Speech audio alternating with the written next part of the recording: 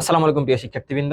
আজকে আমরা পদার্থের অবস্থা ও চাপ অধ্যায়টির তৃতীয় লেকচার নিয়ে হাজির হয়েছি। তো গত লেকচারগুলোর ধারাবাহিকতায় আমরা এর পর থেকে পরবর্তী জিনিসগুলো দেখব। গত লেকচারগুলোতে আমরা চাপ এবং ঘনত্ব নিয়ে আলোচনা করেছিলাম, এন্ড দেন আমরা আর্কিমিডিসের সূত্র প্লবতা, খুবই গুরুত্বপূর্ণ একটা পার্ট, সেটা নিয়ে আলোচনা করেছিলাম।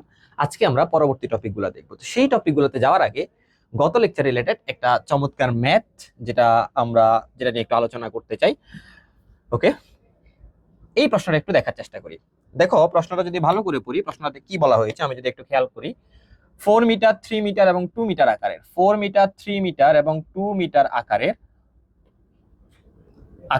তার মানে তুমি জানো যেহেতু তিনটা মাত্রা দেওয়া আছে, এটা হচ্ছে দৈর্ঘ্য, এটা হচ্ছে প্রস্থ এবং এটা হচ্ছে উচ্চতা। একটি চৌবাচ্চা, যেই চৌবাচ্চায় এত কেজি তরল দ্বারা পূর্ণ করা আছে, 50 সেন্টিমিটার বাহু সংবলিত, কোনোভাবেই কিন্তু তরলটা পানি বলা নেই, তার মানে তুমি সেটাকে চাইলেই পানি ধরে নিতে পারবা না। 50 সেন্টিমিটার বাহু সংবলিত 115 কেজি ভরের একটি ঘনক, আরো একটি ঘনক যেটার একটা বাহু দেয়া আছে এবং তার ভর দেয়া আছে, চৌবাচ্চার মধ্যে ফেলা হলো, দ্যাট ইজ ওই চৌবাচ্চার মধ্যে ফেলে দিচ্ছে। তুমি বুঝতেই পারতেছো আর্কিমিডিসের সূত্র রিলেটেড ম্যাথ বা প্লবতা রিলেটেড ম্যাথ, একটা চৌবাচ্চার মধ্যে একটা বস্তু ফেলে দেওয়া হয়েছে ঘনক আকৃতির। দেন আমার কাছ থেকে কি জানতে চাইছে, ঘনকটি তরলের মধ্যে কি অবস্থায় থাকবে। দেখো, আমরা তিনটা কেস দেখছিলাম গত লেকচারে, মনে আছে? একটা হচ্ছে সম্পূর্ণ নিমজ্জিত অবস্থায় ভাসতে পারে, আংশিক নিমজ্জিত অবস্থায় ভাসতে পারে, কিংবা ডুবে যেতে পারে। আমাকে সেটাই জিজ্ঞেস করছে যে ঘনকটি তরলের মধ্যে কি অবস্থায় থাকবে। তো আমরা ঘনত্বের কন্ডিশন থেকেই বুঝতে পারবো সে আসলে কি অবস্থায় থাকবে। আমরা গতদিন দেখেছিলাম যদি বস্তুর ঘনত্ব তরলের ঘনত্ব থেকে বেশি হয়, বস্তুটা ডুবে যাবে। যদি তরলের ঘনত্ব বস্তুর ঘনত্ব থেকে বেশি হয়, বস্তুটা আহ আংশিক নিমজ্জিত অবস্থায় ভাসবে, এবং দুইটার ঘনত্ব যদি সমান হয় সম্পূর্ণ নিমজ্জিত অবস্থায় ভাসবে। তো আসলেই কি ঘটবে সেটা বোঝার জন্য আমার ঘনক এবং তরল দুইটার ঘনত্বটা আসলে আমাদেরকে দেখতে হবে। তো আমরা দেখি দুইটার ঘনত্ব কোনোভাবে বের করা যায় কিনা। তো যেহেতু এই কন্ডিশন জিজ্ঞেস করছে, আমরা দুইটার ঘনত্ব বের করার একটু চেষ্টা করি। প্রথমেই আসো, বস্তুর ঘনত্ব বের করার জন্য আমাদের কি কি প্রয়োজন এবং কি কি জিনিস এইখানে গিভেন সেটা আমরা একটু দেখি। বস্তুর ঘনত্ব, সাপোজ বস্তুর ঘনত্ব সেটা আমরা মনে করলাম রো এস। আমরা রো ইকস টু কি জানি, rho x two M by V, rho S. তো যেহেতু বস্তুর ঘনত্ব বের করবো, ভরটা হবে বস্তুর, কোন বস্তু? ঘনক আকৃতির একটা বস্তু, সেটার ভর দেয়া আছে 115 কেজি, ডিরেক্টলি দেয়া আছে, এবং ভি আয়তন। আমরা সকলেই জানি গণকের আয়তন মানে হচ্ছে বাহু কিউব, যেহেতু গণকের দৈর্ঘ্য, প্রস্থ এবং উচ্চতা তিনটেই সমান, তাই যে কোনো একটাকে কিউব করে দিলে আমরা উচ্চতা পেয়ে যাব। গণকের বাহুর দৈর্ঘ্য অলরেডি দেওয়া আছে 50 সেন্টিমিটার। তো 50 সেন্টিমিটার মানে হচ্ছে 0.5 মিটার। আমরা যদি 0.5 মিটার, এটা ঘনকের একটা বাহু, সেটাকে যদি কিউব করে দিই তাহলে ইজিলি এখান থেকে রো এস সেটা হচ্ছে ঘনকের যেই বস্তুটা ঘনক, বস্তুটার ঘনত্ব এত কেজি পার মিটার কিউব আমরা ইজিলি পেয়ে যাব।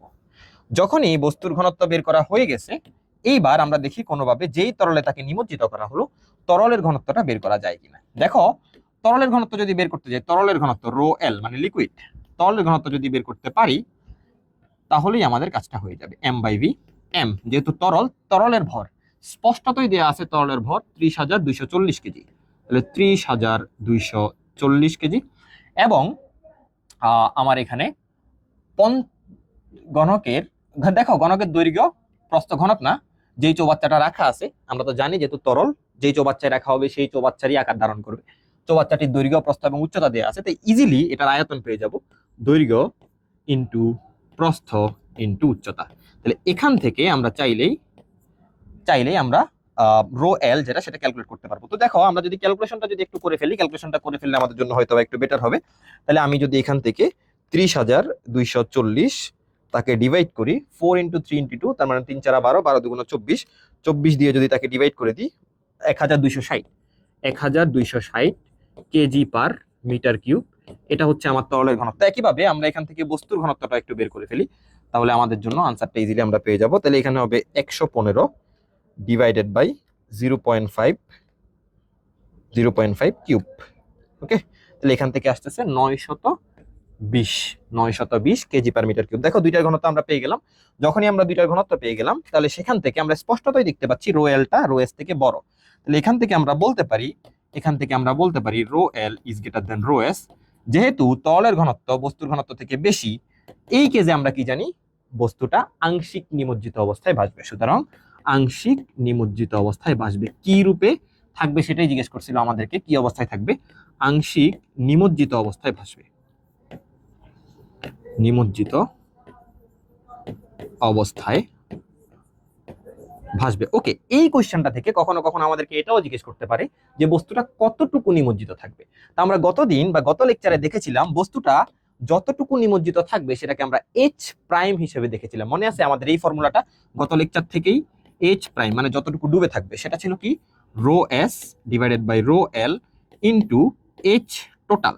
এইচ টোটাল মানে টোটাল হিট, বস্তুটা টোটাল হিট। তাহলে H prime equals to rho S, rho এর সমান আমরা এখান থেকে পেয়েছি 920, রো এল যেটা আমরা পেয়েছি 1260 into H total. H total মানে বস্তুর উচ্চতা, এটা যেহেতু ঘনক, ঘনকের উচ্চতা মানে একটা বাহু 50 সেন্টিমিটার মানে 0.5। তো এইটা যদি আমরা একটু ক্যালকুলেট করার চেষ্টা করি ক্যালকুলেটরে, rho S divided by rho L তার মানে 920 divided by 1260 into 0.5। Okay, that means 0.36 H prime equals to 0.36 metre. এতটুকু অংশ আমার ডুবে থাকবে। এটা এক্সট্রা পার্ট এই ম্যাথের ক্ষেত্রে, এই ম্যাথে আমাদের কাছ থেকে এটা জানতে চাওয়া হয়নি, বাট তারপরও যদি কখনো আমাদের দরকার হয় তাহলে আমরা এখান থেকে এইভাবে এটা বের করতে পারবো। আশা করি সবাই ম্যাথটা বুঝতে পারছো, খুবই চমৎকার একটা ম্যাথ। এটা হোপফুলি কোনো একটা বোর্ড কোয়েশ্চেন যেটা আমরা আর্কিমিডিসের সূত্রের ভেসে থাকা বা ডুবে যাওয়া এই অংশটা থেকে দেখতে পেয়েছি। ওকে, এইবার আমরা পরবর্তী টপিকে মুভ করতে চাই।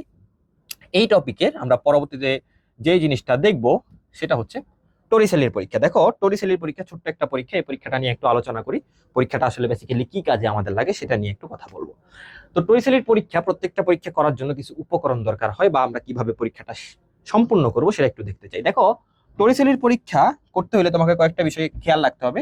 এই টরিসেলির পরীক্ষার সাহায্যে আমরা বেসিক্যালি বায়ু চাপটা মেজার করতে পারি, যেখানে আসলে কতটুকু চাপ আছে সেটা আমরা মেজার করতে পারি। তো দেখো আমার কাছে মনে করো একটা পাত্র আছে, আমার কাছে একটা পাত্র আছে, এই হচ্ছে একটা পাত্র। তো টরিসেলি, বিজ্ঞানী টরিসেলি তার পরীক্ষায় এই পাত্রে কিছু তরল রাখলো। সে যেই তরলটা নিয়ে পরীক্ষাটা করেছিল সেটা ছিল পারদ। তো সাপোজ এই পাত্রে কিছু পরিমাণ পারদ আছে, এই পাত্রে কিছু পরিমাণ পারদ আছে। আমরা সকলেই পারদের ঘনত্ব জানি, পারদের ঘনত্ব রো ইকুয়ালস টু কোন একটা ক্লাসে আমরা এখানে দেখেছিলাম 13,600 বা 13,596 এত কেজি পার মিটার কিউব। এটা হচ্ছে পারদের ঘনত্ব। তো টরিসেলির পরীক্ষার জন্য মোস্ট ইম্পর্টেন্টলি যেটা লাগবে সেটা হচ্ছে একটা সরু কাচ নল, একটা সরু টেস্ট টিউবের মতো নল আমাদের লাগবে। তো আমাদের কাছে একটা সরু নল আছে এবং মাথায় রাখতে হবে ওই নল এক মুখ খোলা নল, এক মুখ খোলা নল। তাহলে কয়েকটা কথা, এক নাম্বার একটি নল, সরু নল, সরু নল যেটি এক মুখ খোলা, তার মানে এক মুখ খোলা একটি নল। এবং খুবই ইম্পর্টেন্ট একটা জিনিস, এটা হবে বায়ু শূন্য, বায়ু শূন্য। তার মানে নলটার ভিতরে কোনো বাতাস থাকতে পারবে না, বাতাস থাকলে কিন্তু তখন আমরা পরীক্ষাটা করতে পারবো না, ডিফিকাল্টি ফেস করবো। তাহলে একটা বায়ু শূন্য নল, তাহলে আমার কাছে মনে করে একটা বায়ু শূন্য নল আমি এখানে রাখবো। কিভাবে রাখবো? উপুট করে। তার মানে যেই মুখটা খোলা সেই খোলা মুখটাকে পারদের মধ্যে ডুবিয়ে দিব, উপুট করে রাখবো, আর একটা মুখ বন্ধ থাকবে। তাহলে আমি একটি কাঁচ নল নিলাম, এই যে এটা হচ্ছে আমার একটা নল, একটা সরু নল। খেয়াল করে দেখো এই নলের এক মুখ খোলা, আরেক মুখটাকে আমি বন্ধ করে দিব, এক মুখ খোলা আরেক মুখটাকে আমি বন্ধ করে দিলাম। তাহলে এটা হচ্ছে একটা এক মুখ খোলা নল যেটার ভিতরে কোনো বাতাস নেই, যেটার ভিতরে কোনো বাতাস নেই। এবার দেখো যখনই এটাকে পারদের মধ্যে আমি দিলাম, দেখো বাইরে কিন্তু বাতাস আছে, কাস্টনের ভিতরে বাতাস নেই। তো বাইরের বাতাস এই পারদকে চাপ দিবে, কন্টিনিউয়াসলি এই পারদকে চাপ দিবে। যখনই বাইরের বাতাস কন্টিনিউয়াসলি এই পারদকে চাপ দিবে, বাইরের বাতাসের চাপে এই পারদগুলা যখন এখান দিয়ে খোলা জায়গা পাবে, এই পারদগুলা আস্তে আস্তে করে এই কাঁচনলের উপরে উঠে যেতে থাকবে, উপরে উঠে যেতে থাকবে, উপরে উঠে যেতে থাকবে। তার মানে তারা তাদের যেই লেভেল মনে করতেছি তারা এই লেভেলে ছিল, এই তাদের যেই লেভেল সেই লেভেল থেকে তারা একটুখানি উপরে উঠে গেল। দেখো যখনই তারা উপরে উঠে যেতে থাকবে, এখন কি হলো, এই লেভেলের উপরে কিছু পারদ আছে, নিচেও পারদ আছে। তো নিচের পারদগুলা এই দিক থেকে একটা চাপ প্রয়োগ করবে এবং উপরের পারদগুলা উপরের দিক থেকে একটা চাপ প্রয়োগ করবে। ওকে, দেখো এটা ততক্ষণই উপরে উঠবে যতক্ষণ পর্যন্ত না দুই পাশের চাপটা সমান হয়। কারণ আমরা জানি লব্ধি যদি শূন্য হয়ে যায়, তার মানে দুই পাশ থেকে যদি সেম বল পায়, দ্যাট মিনস লব্ধি শূন্য, তখন স্থির হয়ে যায়, মানে উঠানামা বন্ধ হয়ে যায়। তার মানে এটা ততক্ষণই উঠবে যতক্ষণ দুই পাশ থেকে ইকুয়াল না হবে। তো একটা সময় মনে করতেছি উপরে উঠতে উঠতে উঠতে উঠতে উঠতে উঠতে যখন এই পজিশনে আসবে তখন দুই পাশের চাপটা ইকুয়াল হয়ে গেল, তার মানে এই পর্যন্ত উঠার পর পারদের উঠানামাটা বন্ধ হয়ে যাবে। তাহলে আমরা দেখতে পাচ্ছি এটা তার লেভেল থেকে কতটুকু উপরে উঠলো, যতটুকু উপরে উঠলো সেটাকে মনে করতেছি এইচ। এই এইচ কে কাজে লাগিয়ে আমরা ইজিলি বায়ু চাপটা মেজার করতে পারবো। তো টরিসেলি তার পরীক্ষাটা যখন পারদ দিয়ে সম্পন্ন করেছিল, এই ক্ষেত্রে সে এইচ যেটা পেয়েছিল সেটা ছিল 76 সেন্টিমিটার, তার মানে পারদটা 76 সেন্টিমিটার উপরে উঠেছিল টরিসেলের পরীক্ষায়। ওকে, তাহলে যেহেতু 76 সেন্টিমিটার উপরে উঠেছে, তাহলে 76 সেন্টিমিটার উচ্চতার জন্য আমরা তো জানি উপরের লেভেল থেকে যে উচ্চতাটা চাপের ক্ষেত্রে সেটা নিয়েই কাজ করা হয়, এই উচ্চতাটার জন্য আমরা একটা চাপ পাবো, সেটাই হচ্ছে আমার বায়ুচাপ। ওকে, তাহলে আমরা চাপটা কেমনে বের করবো? আমরা জানি P equals to H rho G. তাহলে P ইকুয়ালস টু H মানে উচ্চতা 76 সেন্টিমিটার, মানে 0.76 মিটার। সেন্টিমিটার থেকে মিটার নিলাম, 100 দিয়ে ভাগ করে। রো, যেহেতু পারদ নিয়ে কাজ করতেছি, পারদের ঘনত্ব রো 13,596 বা 13,600 ইউজ করি, 13,600 ইন্টু জি, জি মানে হচ্ছে 9.8। তো এইটা যদি আমরা একটু ক্যালকুলেট করার চেষ্টা করি, দেখো এটা যদি একটু ক্যালকুলেট করার চেষ্টা করি, 0.76 ইন্টু 13,600 ইন্টু 9.8, তাহলে এখান থেকে যেটা আসবে সেটা হচ্ছে 101,292.8, 292.8। তাহলে এটাকে আমরা বলতে পারি ইট ইজ অলমোস্ট 10⁵, যেহেতু চাপ, এটার একক হচ্ছে প্যাসকেল। এই 10⁵ প্যাসকেল, এটাকেই বলা হয় বায়ুমণ্ডলীয় চাপ। PATM মানে হচ্ছে বায়ুমণ্ডলীয় চাপ। বায়ুমণ্ডলীয় চাপ এটাকেই বলা হয় বায়ুমণ্ডলীয় চাপ। তুমি চাইলে এক্স্যাক্টলি এটাও ইউজ করতে পারো, কোনো সমস্যা নেই। আমি এটাকে একটু রিডিউসড ফর্মে 10⁵ ইউজ করবো। তো আশা করি আমরা টরিসেলের যেই পরীক্ষাটা, সেই পরীক্ষাটা বুঝতে পারছি। আমাদেরকে একটু জিনিসগুলো মনে রাখতে হবে যে কিভাবে আমরা পরীক্ষাটা সম্পন্ন করেছি। ওকে, এরপরে আমরা পরবর্তীতে যদি একটু মুভ করি, দেখো টরিসেলের পরীক্ষাটা যদি বুঝতে পারি, এবার আমাদের যে বিষয়টা নিয়ে আলোচনা করতে হবে সেটা হচ্ছে প্যাসকেলের সূত্র। খুবই ইম্পর্টেন্ট একটা জিনিস এই চ্যাপ্টারে। প্যাসকেলের সূত্র থেকে হরহামেশাই নানা ধরনের ম্যাথ আসে এবং বিভিন্ন ধরনের এমসিকিউ তো থাকেই প্যাসকেলের সূত্র থেকে। তো প্যাসকেলের সূত্রটা আসলে কি বলে, আমি আগে প্যাসকেলের সূত্রের বিবৃতিটা একটু লিখতে চাই, বা প্যাসকেলের সূত্র আসলে বলেটা কি। ঠিক আছে, তাহলে আমি যদি বিবৃতিটা একটু লিখি, কোনো আবদ্ধ পাত্রে জিনিসটা কি বলে সেটা নিয়ে অবশ্যই আমি আলোচনা করব। আবদ্ধ পাত্রে বায়বীয় পদার্থে, মানে গ্যাসীয় পদার্থ, একটা পাত্রে যদি গ্যাসীয় পদার্থ নিই, কোনো আবদ্ধ পাত্রে বায়বীয় পদার্থে বাইরে থেকে চাপ প্রয়োগ করা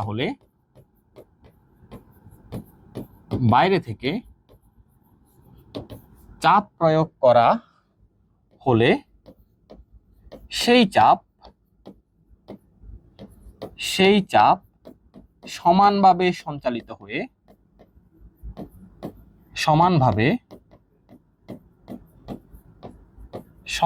হয়ে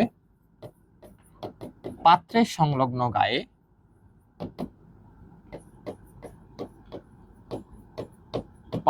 সংলগ্ন গায়ে লম্বভাবে কাজ করে। পাত্রের সংলগ্ন গায়ে লম্বভাবে কাজ করে। ওকে, এটাই হচ্ছে প্যাসকেলের সূত্র। এইবার আসো জিনিসটা আসলে কি মিন করে সেটা একটু বোঝার চেষ্টা করি। তাহলে প্রথমেই একটা আবদ্ধ পাত্রে বায়বীয় পদার্থ মানে গ্যাসীয় পদার্থে আমরা চাপ দিব। তাহলে আমি বিষয়টা বোঝার জন্য এখানে একটা পাত্র চিন্তা করি। মনে করো আমি বেসিক্যালি একটা সিস্টেম তৈরি করব।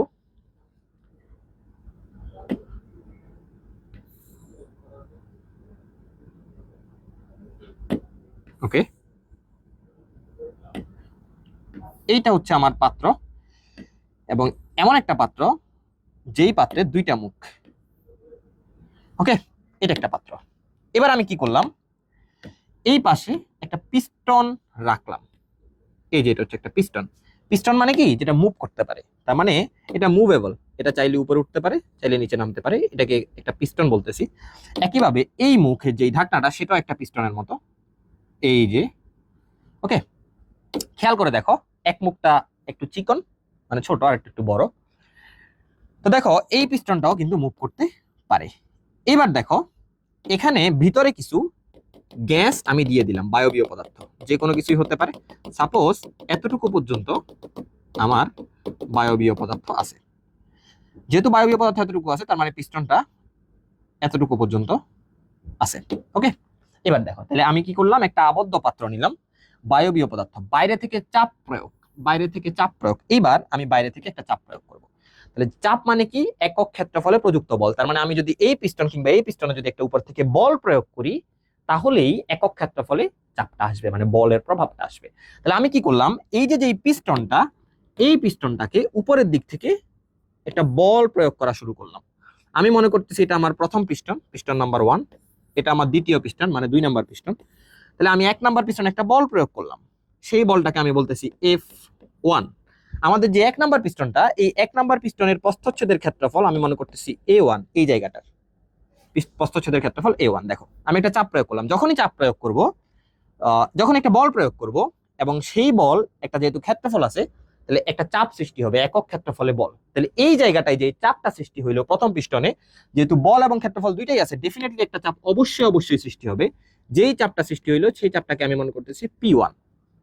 ওকে, এবার দেখো চাপ দেওয়ার সাথে সাথে এই পিস্টনটা তার অবস্থান থেকে একটুখানি নিচে নেমে যাবে।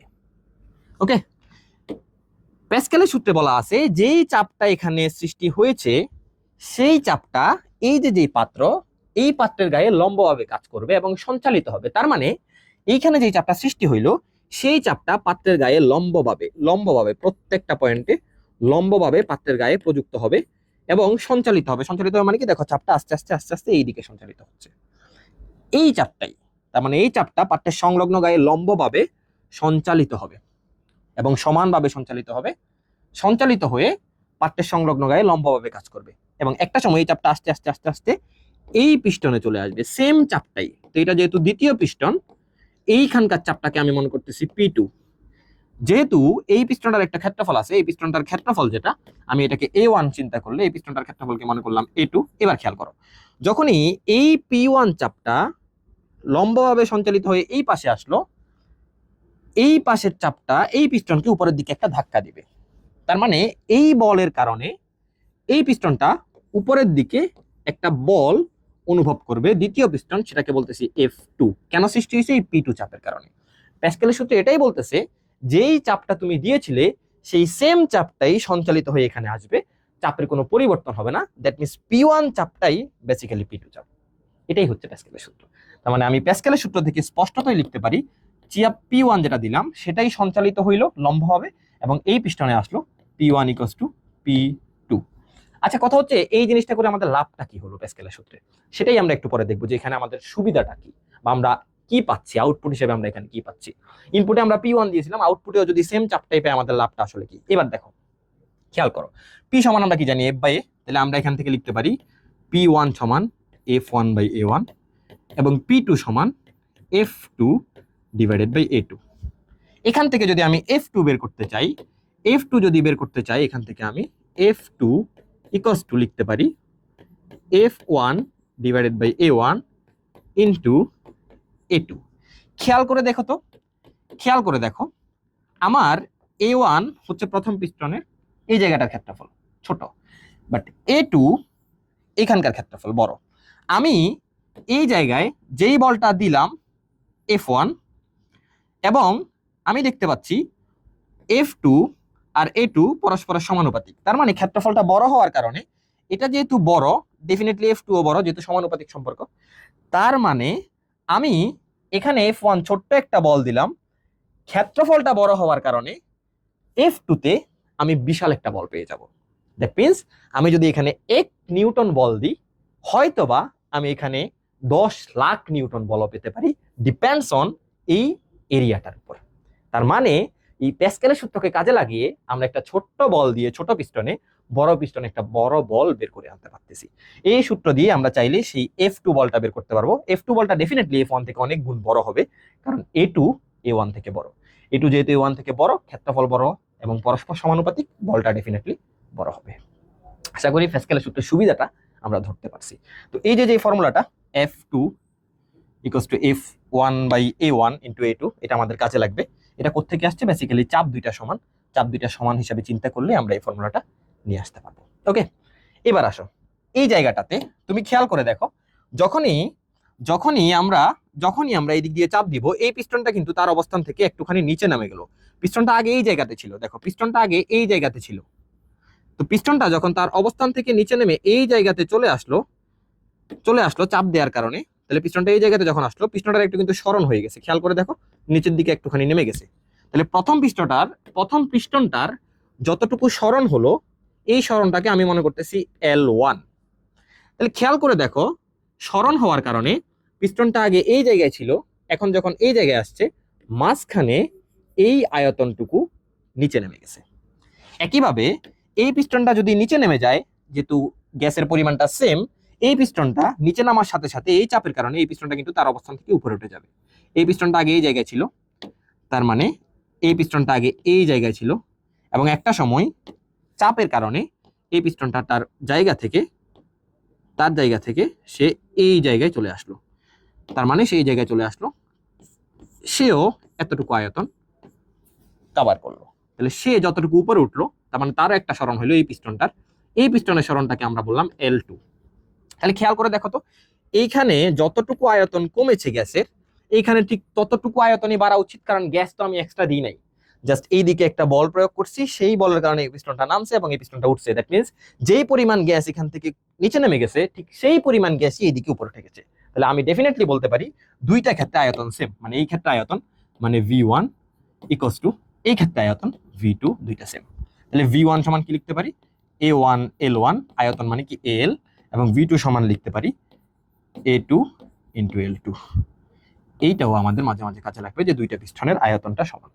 ওকে, এইবার একটা জিনিস খেয়াল করো, এখানে একটা আমরা বল প্রয়োগ করেছি এবং এখানে একটা সরণ হয়েছে যে নিচের দিকে L1 পরিমাণ সে নিচে নেমে গিয়েছে। তার মানে যেখানে বল এবং সরণ আছে, আমরা চ্যাপ্টার 4 এর কনসেপ্ট অনুযায়ী জানি, সেখানে অবশ্যই আমরা একটা কাজ পাবো। তার মানে দুইটা পিস্টন উঠানামা করার কারণে এবং বল সরণ থাকার কারণে আমরা দুইটা পিস্টনে কাজ পাবো। সেই কাজটা একটু বের করি, দেখি কাজটা থেকে আমরা আর কি তথ্য পেতে পারি। তাহলে দেখো, প্রথম পিস্টনের ক্ষেত্রে কাজ যদি W1 হয়, প্রথম পিস্টন, এটা হচ্ছে প্রথম পিস্টনের কাজ, ইকুয়ালস টু কাজের ফর্মুলা কি, যেহেতু বল এবং সরণ একই দিকে, Fs, তার মানে প্রথম পিস্টনের জন্য F1, S মানে সরণ, এখানে সরণকে ধরেছি আমরা L, তাহলে F1 L1। ওকে, একইভাবে দ্বিতীয় পিস্টন, সেটা হচ্ছে W2 সমান আমরা লিখতে পারি F2 L2। দুইটা পিস্টনে কাজ পেলাম। একটা কাজ করি, W1 এবং W2 কে ডিভাইড করি। কথা হচ্ছে কেন ডিভাইড করব, সেই প্রশ্নের উত্তর তুমি একটু পরে পেয়ে যাবে যে আমি কেন W1 কে W2 দিয়ে ডিভাইড করতেছি। দেখো, আমি W1 ডিভাইডেড বাই W2 লিখলাম। যখনই ডিভাইড করব, তাহলে আমি এখান থেকে লিখতে পারি F1 L1 divided by F2 L2।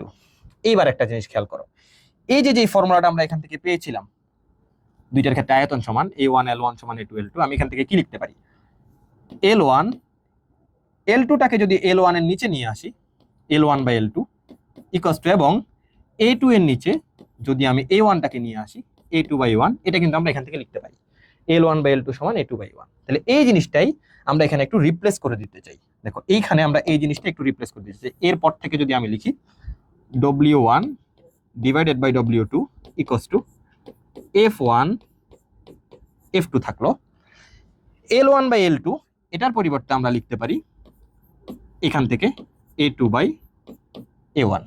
ওকে ওকে, এটা লিখে আমাদের লাভটা আসলে কি হলো, দেখো এটা লিখে আমাদের লাভটা কি হলো, এই সূত্রে একটু খেয়াল করো তো, এই সূত্রে একটু খেয়াল করো, F1 বাই A1 সমান F2 বাই A2। আমি চাইলে এটাকে এভাবে লিখতে পারি না, W1 by W2 equals two F1, A1 কে এখানে নিয়ে আসলাম, ইন্টু A2, F2 কে নিচে নিয়ে আসলাম, F2। ঠিক আছে, তাহলে এখান থেকে দেখো F1 বাই A1 সমান F2 বাই A2, দুইটা একে অন্যের অপোজিট, তাই কিনা?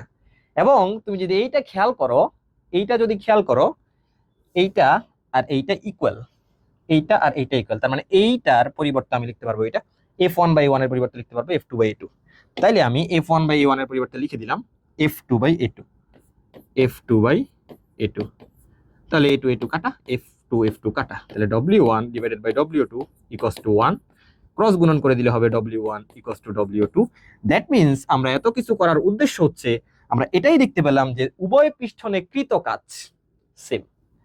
আমরা জানি কোন বস্তুর কাজ করার সামর্থ্যই শক্তি, তার মানে দুইটা পিস্টনে শক্তির কোনো ধ্বংস হয় নাই, কারণ দুইটা পিস্টনে আমি শক্তিটা একই পেয়েছি, কৃতকাজ একই পেয়েছি, মানে শক্তিটা ডেফিনেটলি একই পেয়েছি। তার মানে আমি একটা পিস্টনে ছোট্ট বল দিয়ে আরেকটা পিস্টনে একটা বড় বল বের করে নিচ্ছি শক্তির কোনো ধ্বংস ছাড়া। এখানে কোনো শক্তির ক্ষয় হচ্ছে না। এটাই হচ্ছে প্যাসকেলের সূত্রের মূল বিষয়। আশা করি প্যাসকেলের সূত্র থেকে যেই বিষয়গুলো বললাম এবং যেই ফর্মুলাগুলোর কথা বললাম সেটা তোমরা বুঝতে পেরেছো। এইবার দেখো আমরা এই চ্যাপ্টারের পরবর্তী যেই টপিকটা সেটা নিয়ে একটু আলোচনা করতে চাই। এই চ্যাপ্টারের পরবর্তী যেই টপিকটা নিয়ে আমরা আলোচনা করব সেটা হচ্ছে স্থিতিস্থাপকতা। স্থিতিস্থাপকতা এই চ্যাপ্টারের খুবই গুরুত্বপূর্ণ একটা পার্ট। দেখি স্থিতিস্থাপকতা পার্টে কি কি আছে বা স্থিতিস্থাপকতা বলতে আসলে কি বোঝায়। প্রথমেই আসো, ধরো স্থিতিস্থাপকতা বুঝতে হইলে জাস্ট একটা রাবার চিন্তা করো। আমার কাছে একটা রাবার আছে, এই যে রাবার বা একটা স্প্রিং তোমার কাছে আছে, এই একটা স্প্রিং। এই স্প্রিংটা প্রথমে স্বাভাবিক অবস্থানে বা সাম্য অবস্থায় আছে। তুমি এই স্প্রিংটাকে এদিক থেকে একটা ফোর্স অ্যাপ্লাই করলা, দ্যাট মিন্স টান দিয়ে ছেড়ে দিলা। টান দিয়ে ছেড়ে দিলে ডেফিনেটলি স্প্রিংটা তার আবার আগের জায়গায় ব্যাক করবে। তার মানে একটা বস্তুকে যখন তুমি টান দিয়েছো তার মানে তুমি তার আকারের পরিবর্তন ঘটিয়েছো, যেটাকে বলা হয় বিকৃতি। একটা বস্তুকে টান দিয়ে বিকৃত করলে সেটি পুনরায় তার আগের অবস্থায় ফিরে আসতে চাইলে যে ধর্মের কারণে সে আগের অবস্থায় ফিরে আসতে চায় তাকেই বলা হয় স্থিতিস্থাপকতা। তার মানে স্থিতিস্থাপকতা হচ্ছে বস্তুর আগের অবস্থায় ফিরে যাওয়ার ধর্ম। তাহলে আমি বলতে পারি কি, কোনো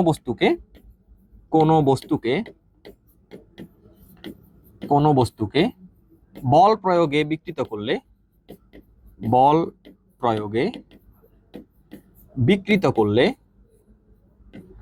বিকৃত করলে যে ধর্মের কারণে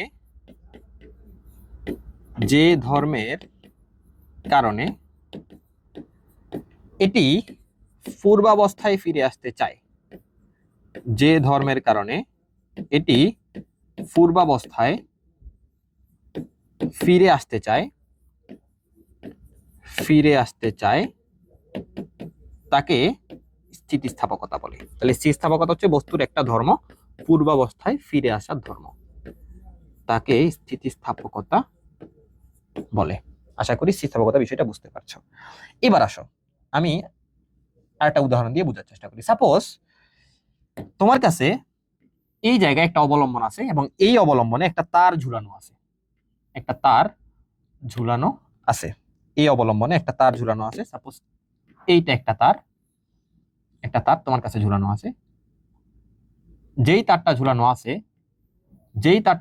আছে সেই তারের যে দৈর্ঘ্য এটাকে আমি মনে করতেছি এল নট। এল নট মানে কি? তারের দৈর্ঘ্য, যেটাকে আদি দৈর্ঘ্য বলতে পারি। আদি দৈর্ঘ্য বা তারের দৈর্ঘ্য, আদি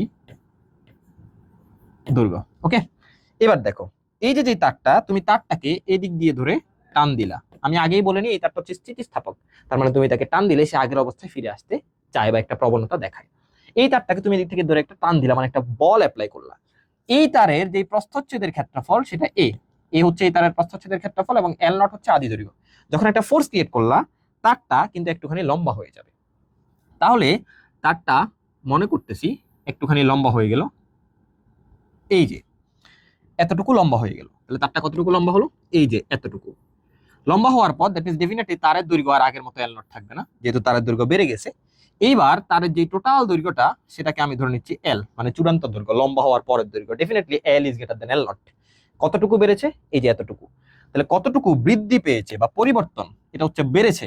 তাহলে এটা বাড়তেও পারে, তুমি যদি উল্টা দিকে বল প্রয়োগ করো কমতেও পারে। দ্যাট মিন্স দৈর্ঘ্যের পরিবর্তন কতটুকু হয়েছে সেটা একটু দেখি। তাহলে দৈর্ঘ্যের পরিবর্তন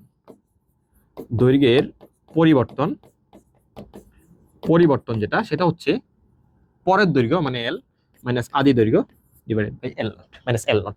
এল মাইনাস এল নট এটা হচ্ছে দৈর্ঘ্যের পরিবর্তন এবং আদি দৈর্ঘ্য হচ্ছে এল নট। এবার দেখো যখনই তুমি একটা বস্তুকে টান দিয়ে তার অবস্থার পরিবর্তন ঘটালে এটাকে বলা হয় বিকৃত করা। তার মানে আমরা একটা বস্তুকে বিকৃত করেছি। তাহলে বিকৃত করা, এখান থেকে আমরা নতুন একটা টার্ম নিয়ে জানবো, সেটা হচ্ছে বিকৃতি। দেখো বিকৃতি মানে কি? তুমি একটা বস্তু কতটুকু পরিবর্তন করেছো, সেটা দৈর্ঘ্য হতে পারে, আয়তন হতে পারে, কিংবা অন্য কিছু হতে পারে। আমরা এখানে দৈর্ঘ্য নিয়ে কাজ করতেছি, ওই কারণে এটাকে বলবো দৈর্ঘ্যের ক্ষেত্রে বিকৃত করা। ঠিক আছে? তাহলে দৈর্ঘ্যের ক্ষেত্রে যখন আমরা বিকৃত করব তখন দৈর্ঘ্য বিকৃতি নামে একটা টার্ম আসবে। সহজ ভাষায় আমরা আগে বিকৃতি জিনিসটা বুঝতে চাই দৈর্ঘ্য বিকৃতির সাহায্যে। তো দেখো তুমি এই বস্তুটাকে টান দিয়ে পরিবর্তন ঘটালে, কিসের পরিবর্তন ঘটালে? দৈর্ঘ্যের। বস্তুর দৈর্ঘ্য, প্রস্থ কিংবা উচ্চতা এগুলাকে বলা হয় বস্তুর মাত্রা। তার মানে তুমি দৈর্ঘ্যের পরিবর্তন করেছো মানে বস্তুর মাত্রার পরিবর্তন করেছো। তাহলে আমি যতটুকু পরিবর্তন করেছি সেই দৈর্ঘ্যটাকে তুলনা করব আগের দৈর্ঘ্যের সাপেক্ষে। তাহলে এইভাবে বলতে পারি, দেখো দৈর্ঘ্যের পরিবর্তন এটা, তার মানে আমি যেই পরিবর্তনটা করেছি, পরিবর্তন যেটা করেছি দৈর্ঘ্যের, এইটাকে তুলনা করব মানে ভাগ করব কোনটার সাপেক্ষে, আগেরটা সাপেক্ষে। আগেরটা মানে আদি দৈর্ঘ্য। ওকে, যদি দৈর্ঘ্যের ক্ষেত্রে করি আদি দৈর্ঘ্য, যদি আয়তনের ক্ষেত্রে করি আদি আয়তন। তাহলে উপরে হবে আয়তনের পরিবর্তন ডিভাইডেড বাই আদি আয়তন, দৈর্ঘ্য নিয়ে কাজ করলে হবে দৈর্ঘ্যের পরিবর্তন ডিভাইডেড বাই আদি দৈর্ঘ্য। এটাকেই বলা হচ্ছে বিকৃতি। এটাকেই বলা হচ্ছে বিকৃতি। তার মানে বিকৃতি মানে কি? বিকৃতি মানে হচ্ছে কোনো একটা বস্তুর দৈর্ঘ্য, প্রস্থ কিংবা যে কোনো মাত্রা পরিবর্তন হিসাব করব আদি মাত্রার সাপেক্ষে। দৈর্ঘ্য, প্রস্থ, উচ্চতা এগুলো একটা মাত্রা। তাহলে বিকৃতিকে আমি যদি সংজ্ঞা আকারে উপস্থাপন করি এভাবে লিখতে পারি যে মাত্রা, একক মাত্রায় মাত্রা পরিবর্তন, একক মাত্রায় মাত্রার পরিবর্তন, একক মাত্রায় মাত্রার পরিবর্তন। অনেকে হয়তো বা ভাবছো যে এখানে একক মাত্রা কোত্থেকে আসলো। দেখো, কোন একটা কিছুকে দৈর্ঘ্য দিয়ে ভাগ করেছি, এটার মানে কি একক দৈর্ঘ্যে বের করেছি। আমরা যেরকম আয়তন দিয়ে ভাগ করে ঘনত্ব বের করতাম, আয়তন দিয়ে ভাগ করা মানে একক আয়তনে বের করা। ঠিক একইভাবে যখনই আমি দৈর্ঘ্য দিয়ে ভাগ করব, যেমন এইটা দৈর্ঘ্যের পরিবর্তনকে আমি দৈর্ঘ্য দিয়ে ভাগ করব, এটার মানে হচ্ছে একক দৈর্ঘ্যে বের করেছি, যেটা দিয়ে ভাগ করব সেটার একক হয়ে যাবে। তাহলে আদি দৈর্ঘ্যে দৈর্ঘ্যের পরিবর্তন। আমরা তো সবসময় দৈর্ঘ্য নিয়ে কাজ করব না, আমরা দৈর্ঘ্য, প্রস্থ, উচ্চতা অনেক কিছু নিয়েই কাজ করতে পারি। ওই কারণে ডিরেক্টলি বললাম একক মাত্রায় মাত্রার পরিবর্তন। মাত্রাটা হতে পারে দৈর্ঘ্য, হতে পারে আয়তন কিংবা অন্য কিছু। তাহলে একক মাত্রায় মাত্রার পরিবর্তন, এটাকেই বলা হয় বিকৃতি। ওকে, দেখতেই পাচ্ছ যেহেতু বিকৃতি হচ্ছে সমজাতীয় দুইটা রাশির অনুপাত তুলনা করছি, তাহলে বিকৃতির কোনো একক এই ক্ষেত্রে আমরা পাবো না। যদি বিকৃতি জিনিসটা আমরা বুঝতে পারি, এটার সাথে রিলেটেড খুবই ইম্পর্টেন্ট একটা জিনিস, সেটা হচ্ছে পীড়ন। সেটা হচ্ছে পীড়ন। পীড়ন নিয়ে আমরা একটু কথা বলবো। পীড়ন, পীড়ন আসলে কি জিনিস? দেখো, আমরা চাপ পড়েছিলাম না, এটার সাথে ম্যাথমেটিক্যালি চাপের একটা রিলেশন আছে, যদিও দুইটা সেম জিনিস না। চাপ এবং পীড়ন দুইটা সেম জিনিস না কোনোভাবে। সূত্র হয়তো বা সেম, ফর্মুলা হয়তো বা সেম, বাট দুইটার মধ্যে একটু বেসিক একটা জায়গায় পার্থক্য আছে। খেয়াল করে দেখো, এইটা ছিল আমার একটা তার। ওকে, এইটা একটা তার। এই তারের যে আদি দৈর্ঘ্য সেটা হচ্ছে এল নট, এবং এই তারটাকে আমি একটা ফোর্স অ্যাপ্লাই করলাম। এই তারের যে প্রস্থচ্ছেদের ক্ষেত্রফল সেটা হচ্ছে এ। ওকে, তাহলে দেখো আমি একটা ফোর্স অ্যাপ্লাই করার কারণে এটার অবস্থান থেকে একটুখানি বিকৃত হবে। তার মানে তার দৈর্ঘ্য হয়ে গেল এখন এটা, সেটা হচ্ছে এল। তাহলে দৈর্ঘ্য বেড়েছে কতটুকু? এই যে এতটুকু। সেটা হচ্ছে আমরা দেখে এসেছি এল মাইনাস এল নট। যখনই তুমি তাকে এই অবস্থায় নিয়ে টান দিয়ে ছেড়ে দিবা, সে উল্টা দিকে ব্যাক করবে। খেয়াল করো, সে যখন উল্টা দিকে ব্যাক করবে, এই বলের কারণে সে বড় হয়েছে। সে যখন উল্টা দিকে ব্যাক করবে, বিপরীত দিকে সে একটা বল অনুভব করবে, যেটা কিন্তু প্রযুক্ত বল না। প্রযুক্ত বল এটা যেটা আমি দিয়েছিলাম। তাহলে সেই যে বলটা পাবে এটা তার নিজস্ব বল। এই বলটা বেসিক্যালি কি কাজ করেছে দেখো তো, উল্টা দিকের বলটা তাকে তার আগের জায়গায় ফিরিয়ে নিয়ে গেছে। তাহলে যখন আমি তাকে টান দিলাম সে একটুখানি বিকৃত হইলো, ছেড়ে দেওয়ার পর উল্টা দিকের বলটা তাকে তার আগের অবস্থানে ফিরিয়ে নিয়ে গিয়েছে। তার মানে আমি বলতে পারি আমি টান দিয়ে যে বিকৃতি করেছিলাম সেই বিকৃতিটাকে সে প্রতিরোধ করেছে। দেখো, যখন সে আগের অবস্থায় ফিরে যাবে তখন কিন্তু আর বিকৃতিটা থাকবে না। দ্যাট মিনস এই বলটা বেসিক্যালি বিকৃতি প্রতিরোধী বল। তাহলে দেখো, আমি বলতে পারি বিকৃতি প্রতিরোধী বল প্রযুক্ত বলের সমান। এই বিকৃতি প্রতিরোধী বল আমরা চাপের মতোই, চাপের ক্ষেত্রে আমরা কি হিসাব করেছিলাম? এ ক্ষেত্রফলে প্রযুক্ত বল ইকুয়ালস টু এফ, এরকম। বাট আমরা যখন পীড়ন ইউজ করব তখন আমরা প্রযুক্ত বল হিসাব করব না, এই বলটাকে আমরা বলবো বিকৃতি প্রতিরোধী বল। যদিও দুইটার মান সমান, কিন্তু এটাকে বলবো বিকৃতি প্রতিরোধী বল। তার মানে এটা বিকৃতিকে প্রতিরোধ করে। বিকৃতি প্রতিরোধী বল, আবার বলি, একটা বস্তুকে বল দিয়ে বিকৃত করলাম, ছেড়ে দিলে সে সেম পরিমাণ একটা বলের কারণে উপরে উঠে আসবে। মানে সে তার আগের অবস্থানে ফিরে আসবে। তার মানে তুমি তাকে যতটুকু বিকৃতি করেছিল, আগের অবস্থানে ফিরে আসা মানে বিকৃতিটা প্রতিরোধ হয়ে গেছে, মানে বিকৃতিটা চলে গেছে মানে প্রতিরোধ হয়ে গেছে। ওই কারণে ওই বলটা বিকৃতি প্রতিরোধী বল। তাহলে এই ক্ষেত্রফল, এটার ক্ষেত্রফল এ, বিকৃতি প্রতিরোধী বল এফ। সুতরাং একক ক্ষেত্রফলে বিকৃতি প্রতিরোধী বল F by A. Same formula তোমরা চাপের ক্ষেত্রে দেখেছিলে, দুইটার মান সেম। আবারও বলি, চাপ এবং পীড়ন দুইটার মান সেম, কিন্তু পার্থক্য কি? পীড়নের ক্ষেত্রে এফটা হচ্ছে বিকৃতি প্রতিরোধী বল, চাপের ক্ষেত্রে এফটা হচ্ছে প্রযুক্ত বল। তাহলে আমরা পীড়ন সমান পেয়ে গেলাম, পীড়ন, এটাকেই বলা হয় পীড়ন সমান এফ বাই এ। F/A। তাহলে পীড়নের সংজ্ঞাটা কি হবে? পীড়নের সংজ্ঞাটা হচ্ছে কোনো বস্তুকে বল প্রয়োগে যখন তুমি বিকৃত করবা, একক ক্ষেত্রফলে যেই বিকৃতি প্রতিরোধী বল উৎপন্ন হবে সেটাই হচ্ছে পীড়ন। ওকে, যদি আমরা পীড়ন এবং বিকৃতি দুইটাই বুঝতে পারি, দেখো আমরা একটু আগে দেখলাম বিকৃতি এবং এবার দেখলাম পীড়ন। পীড়ন এবং বিকৃতি, যখনই বিকৃতি হয় তখনই পীড়ন সৃষ্টি হয় অ্যাকচুয়ালি। তো পীড়ন এবং বিকৃতি এই দুইটা থেকে হুক, বিজ্ঞানী হুক, তার একটা সূত্র যেটাকে আমরা বলি হুকের সূত্র, সেই হুকের সূত্রটা একটু দেখার চেষ্টা করি। দেখো হুকের সূত্রটা আসলে কি বলে। হুকের সূত্র, ওকে, দেখো হুকের সূত্র কি বলে। হুকের সূত্র বলে স্থিতিস্থাপক সীমার মধ্যে আছে। স্থিতিস্থাপক সীমা মানে কি? তুমি একটা বস্তুকে যদি কন্টিনিউয়াসলি টান দিতে থাকো তখন কিন্তু সে তার স্বাভাবিক আচরণ নষ্ট করে সে চূড়ান্ত ভাবে বিকৃত হয়ে যাবে, তার মানে তার ধর্মটা হারিয়ে যাবে। ওই কারণে আমরা যতই টানাটানি করি আমরা যাতে স্থিতিস্থাপক সীমার মানে তাকে তার সহ্য সীমার মধ্যে রাখি, সেটাকেই বলা হচ্ছে স্থিতিস্থাপক সীমা। হুকের সূত্র বলে স্থিতিস্থাপক সীমার মধ্যে, স্থিতিস্থাপক সীমার মধ্যে পীড়ন ও বিকৃতি সমানুপাতিক। পীড়ন ও বিকৃতি সমানুপাতিক, সহজ কথায় পীড়ন বিকৃতি সমানুপাতিক। স্থিতিস্থাপক সীমার মধ্যে পীড়ন বিকৃতি সমানুপাতিক। দ্যাট মিন্স বিকৃতির পরিমাণটা যত বেশি হবে পীড়নের পরিমাণটা তত বেশি হবে যদি স্থিতিস্থাপক সীমার মধ্যে আমরা কাজটা করি। তাহলে আমরা এখান থেকে হুকের সূত্র অনুযায়ী লিখতে পারি পীড়ন সমানুপাতিক বিকৃতি। ওকে, তাহলে পীড়ন মানে আমরা একটু আগে দেখলাম F/A সমানুপাতিক বিকৃতি। বিকৃতি মানে কি ছিল? পরিবর্তন ডিভাইডেড বাই আদি। দেখো পরিবর্তন মানে কি? শেষ দৈর্ঘ্য মাইনাস আদি দৈর্ঘ্য ডিভাইডেড বাই আদি মানে L0। আদি মানে L0, যেটা আমরা একটু আগে দেখেছিলাম পরিবর্তন ডিভাইডেড বাই আদি। এই যে পরিবর্তন ডিভাইডেড বাই আদি, আদি মানে L0।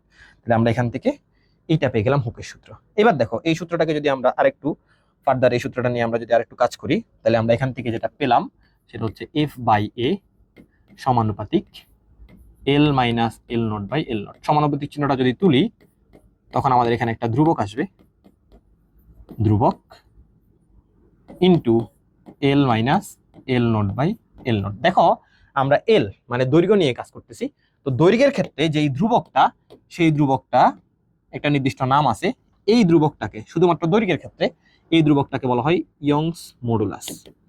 Young's modulus, Young's modulus কেন? ইয়ংস মডুলাস হচ্ছে হুকের সূত্রের যে ধ্রুবকটা, স্থিতিস্থাপক গুণাঙ্ক বলা হয় এটাকে। শুধুমাত্র দৈর্ঘ্যের ক্ষেত্রে এই ধ্রুবকটা আসবে ইয়ংস মডুলাস। এই ইয়ংস মডুলাস এটাকে প্রকাশ করা হয় ওয়াই দিয়ে। তাহলে এই ধ্রুবকের পরিবর্তে আমরা ওয়াই লিখতে পারি। তাহলে আমরা এখান থেকে ফাইনালি যেটা লিখতে পারবো সেটা হচ্ছে F/A ইকুয়ালস টু ধ্রুবক। ধ্রুবক মানে কি? দৈর্ঘ্যের ক্ষেত্রে যেহেতু কাজ করতেছি ইয়ংস মডুলাস মানে ওয়াই, ইয়ংস মডুলাস মানে Y into L minus L0/L0। এটাই হচ্ছে আমার দৈর্ঘ্যের স্থিতিস্থাপকতা, যেখানে F/A হচ্ছে পীড়ন, L মাইনাস L0/L0টা হচ্ছে বিকৃতি এবং ওয়াইটা হচ্ছে ইয়ংস মডুলাস। তাহলে যেই বস্তুর ওয়াই যত বেশি, যেই বস্তুর ওয়াই যত বেশি, দ্যাট মিন্স তার ইয়ংস মডুলাস বেশি, তার মানে সে তত বেশি স্থিতিস্থাপক, তত বেশি স্থিতিস্থাপক। তার মানে তাকে বল প্রয়োগ করলে সে তার আগের জায়গায় বা পূর্বাবস্থায় ফিরে আসবে। ওয়াই যত বেশি তার স্থিতিস্থাপকতা তত বেশি। একইভাবে এই স্থিতিস্থাপকতার এই সূত্রটা যেটা আমরা আয়তনের ক্ষেত্রেও খাটাতে পারি। সাপোজ কোনো একটা বস্তু, এই যে যেই বস্তু, এই যে একটা বস্তু, এই বস্তুর আয়তন মনে করো ভি, এই বস্তুর আয়তন মনে করো ভি, কিংবা তুমি V0 চিন্তা করতে পারো। এই বস্তুর আদি আয়তন V0। এবার এই বস্তুকে তুমি চারদিক থেকে একটা বল প্রয়োগ করা শুরু করলা, এই বস্তুকে তুমি চারদিক থেকে একটা বল প্রয়োগ করা শুরু করলা।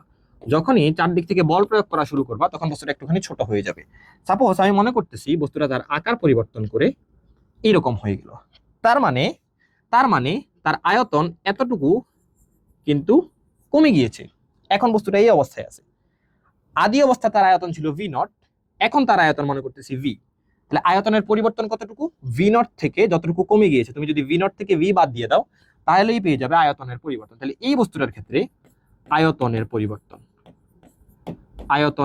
পরিবর্তন যেটা, সেটা হবে আদি আয়তন, দেখো বড় হচ্ছে V0 মাইনাস V, এটাই হচ্ছে আয়তনের পরিবর্তন। তাহলে আমরা হুকের সূত্র যদি অ্যাপ্লাই করি, হুকের সূত্র কি বলে? পীড়ন সমানুপাতিক বিকৃতি। তাহলে পীড়ন সমানুপাতিক বিকৃতি, ঠিক আছে। তাহলে পীড়ন কি? এফ বাই এ সমানুপাতিক বিকৃতি। বিকৃতি মানে কি? পরিবর্তন ডিভাইডেড বাই আদি। পরিবর্তন কি? V naught minus B. তাহলে পরিবর্তন ডিভাইডেড বাই আদি, আদি মানে ভি নট। এটা হচ্ছে আয়তনের ক্ষেত্রে। তাহলে আবারও সমানুপাতিক চিহ্ন তুলে একটা ধ্রুবক আসবে, সমানুপাতিক চিহ্ন তুলে একটা ধ্রুবক আসবে। দৈর্ঘ্যের ক্ষেত্রে ধ্রুবকটাকে আমরা ইয়ংস মডুলাস বলেছিলাম। আমি বলেছিলাম ইয়ংস মডুলাস কেবলমাত্র দৈর্ঘ্যের ক্ষেত্রেই। আয়তনের ক্ষেত্রে যেহেতু আয়তন নিয়ে কাজ করতেছি, এই ধ্রুবকটাকে আমরা ইয়ংস মডুলাস বলতে পারবো না। এই ধ্রুবকটাকে বলা হয় এবার বাল্ক মডুলাস এবং প্রকাশ করা হয় বি দিয়ে। বি দিয়ে, তাহলে V naught minus V divided by V naught. এইটা হচ্ছে যখন আমরা আয়তন নিয়ে কাজ করব। ভিটা হচ্ছে এখানে বাল্ক মডুলাস বা আয়তন গুণাঙ্ক। এটা হচ্ছে ইয়ংস মডুলাস বা দৈর্ঘ্যের স্থিতিস্থাপক গুণাঙ্ক। আশা করি ইয়ংস মডুলাসের যে ফর্মুলাটা এবং কিভাবে স্থিতিস্থাপকতাটা কাজ করে সেটা আমরা বুঝতে পারছি। ধন্যবাদ সবাইকে। আসসালামু আলাইকুম।